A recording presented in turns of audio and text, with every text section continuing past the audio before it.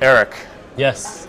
introduce yourself to the audience for me, please, buddy. So I'm Eric. I'm one of the co-founders of Klook. So we are basically the Asia's largest in-destination service booking platform. Our main user base is from Asia, so anywhere from China to Hong Kong, Taiwan, to all the way to Southeast Asia and to India. And right now we've been predominantly serving them traveling within the region in Asia, but we've been seeing increasing demand from these users to go long haul into US and Europe. So we're expanding here in order to serve them better.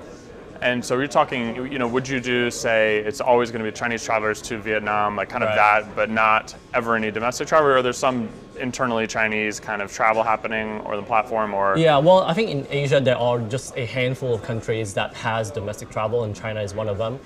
So right now, no, we don't do the Chinese people traveling within China type of positioning, but we target the Chinese people going outbound as well. And the demand out for Chinese outbound also to America, I mean, all this is growing so fast. Obviously, right? Chinese people going outbound, I mean, the big number is about over 100 million people, but if you take out the same day travel between China and Hong Kong, we're talking about 17 million people. It's still very sizable. And then you look at the entire Asia, it's actually about 120 million people to 130 million people that are traveling abroad. So every year? Every year. And it's increasing 10 to 11% year over year. That's fantastic. Is that mostly driven by China then on that China growth? is definitely one of the growth driver, but even like a mature market like Korea, for example, is actually growing 18%. Like Korea inbound into US, for example, grew 18% last year. So it is a meaningful number.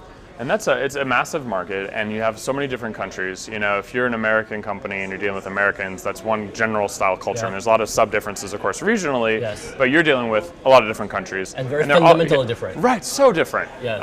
And how do you deal with that? I mean, the Korean traveler, Chinese traveler, making sure their expectations of what they get from you guys is clear. So localization is very important. So we start off localization by localizing our teams. So across all the major markets in Asia, we have a local team that cater to outbound travelers from that country. For example, if you turn on our app, you switch to Korean, what you will see in terms of products or service available will be different if you were on the app in Chinese. So we try as much as possible to personalize to that culture or from that country. And this is not, I mean, localization was a topic of big importance. I was in Shanghai at Travel Daily conference, and Glenn Fogel from Priceline talked a lot about localization, and it's not just translating existing stuff. It's really unique teams dealing with that information, and the way that a Korean might want to see certain things placed could be very different than a Chinese person, just as far as images, or there's so many different types of preferences. An example I can give you, like right now we're expanding into Japan, so localizing Japanese, for example, right? So our content property that we'll use in Chinese, we're talking about how fun it is, how experiential it is, because it is really what the new millennials travelers are looking for in China, something new, something unique. But in Japanese, that doesn't sell. What sells in Japan is being safe. Like that's something that top of the mind for them, right? They are not as adventurous in saying, hey, I want to really go try something completely new. Instead, they would want to know, hey, did all the Japanese use this service before? Is it very safe?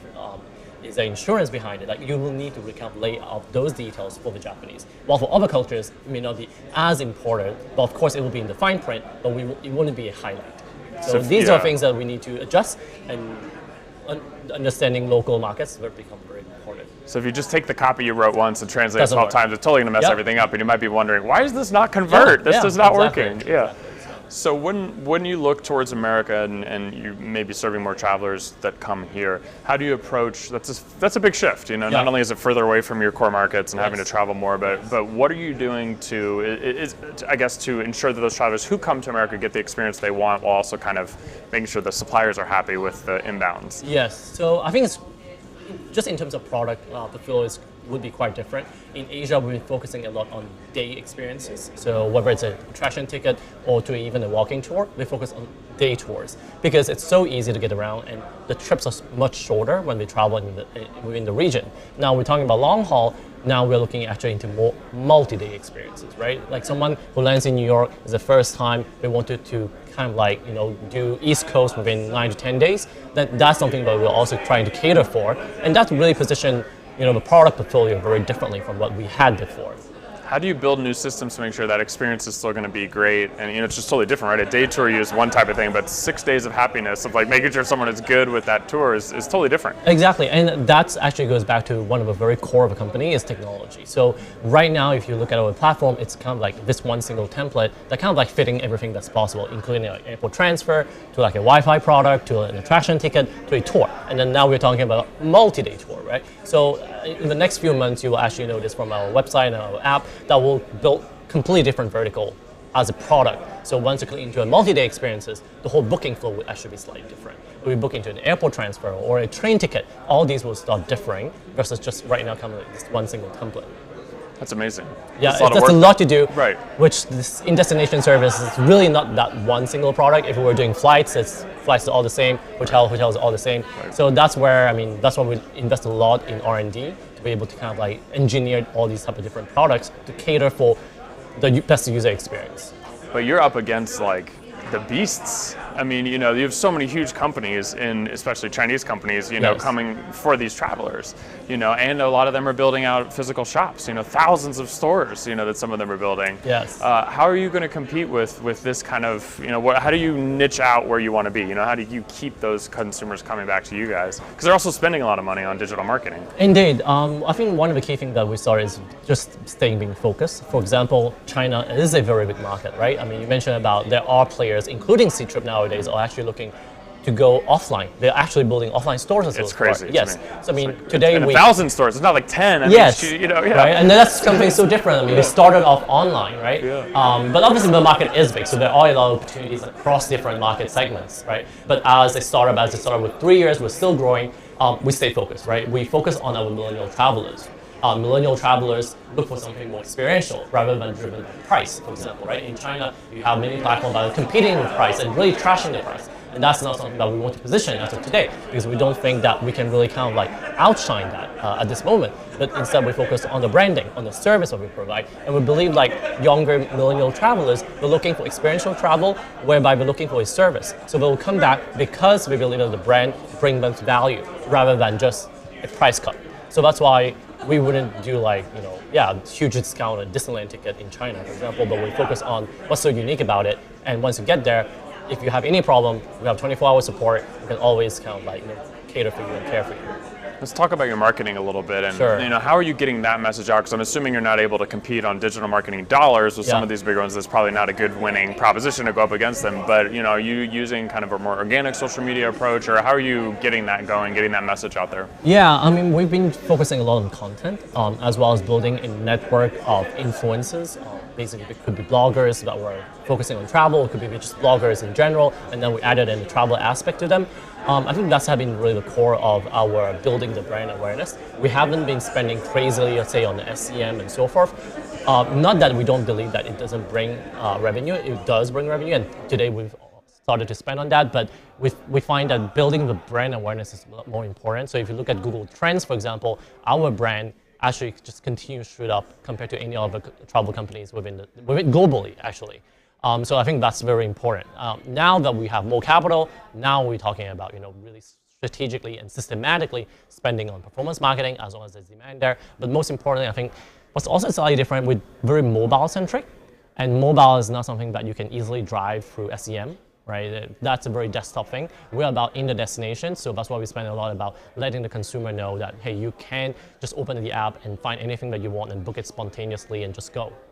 Does that include integrations in WeChat where they can ask, like, what should I do in this destination? Are you doing any of these messaging apps and kind of the concierge aspect of the apps? Yeah, well, within the app, we do have that concierge service. So within your app, but not like a WeChat Not within WeChat, but we do work with WeChat very closely. So within the WeChat app, as you know, we are very big in m-commerce. So we do exist within the WeChat where people can access our services and book our services through the WeChat app globally, technically, because we have the China app as well as this global WeChat app. WeChat's amazing. I mean, it's just China. I was just blown away at this conference of just how far behind America is. I mean, I tell you, just with payments especially, it's just in China, it's a totally different world. Things are just completely different. No credit card. Let's skip that. Nothing. Yeah. The taxi driver, it was the only time in my life where he was like, "You want to pay in cash?" Because in America they want cash. They don't want to pay the 3%. Exactly. So they get so mad, Yeah. And here but then with the m-commerce too, like you said, in the apps, the way you can buy anything you want in an app, and it's just so fluid, and everyone is there. I think the regulations in America would probably make that a little harder, the monopoly thing, but it's kind of something I really kind of wish we had, especially in travel.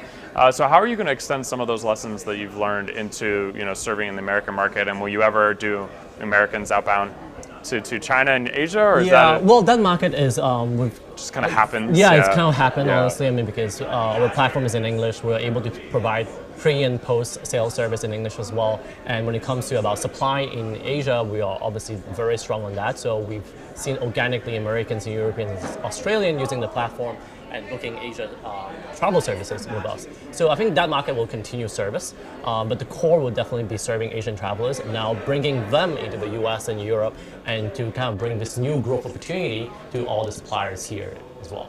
What would you say to the suppliers, or what are you saying to the suppliers about the Chinese outbound travelers? The best way to market to them what they want. Like, what are 3 or 4 characteristics that a supplier should think about if they're building tours, maybe specifically geared to Chinese folks, Asian and broader? But I mean, that's so tough. Asian travelers, like we talked about. But just what do I need to know if I am unfamiliar with Asian travelers? Sure.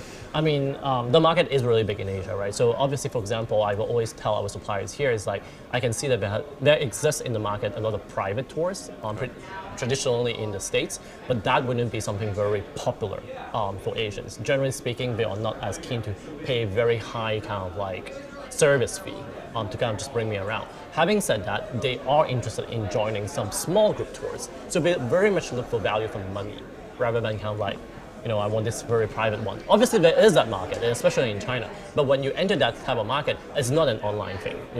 That rich Chinese person or Asian person has a personal concierge that's making all the arrangement for him or her, right? So that's a complete market that we are not focusing on. And obviously, they would also need the tour to be in Chinese. So we don't require our tour operators to have a Chinese service, because most of our customers coming from Asia, they do speak decent English, and that's why we're traveling independently, right? But so that's why I would say is create more experiences about our kind of like small group tours rather than kind of like private, because we're just not as willing to spend as much on such a service.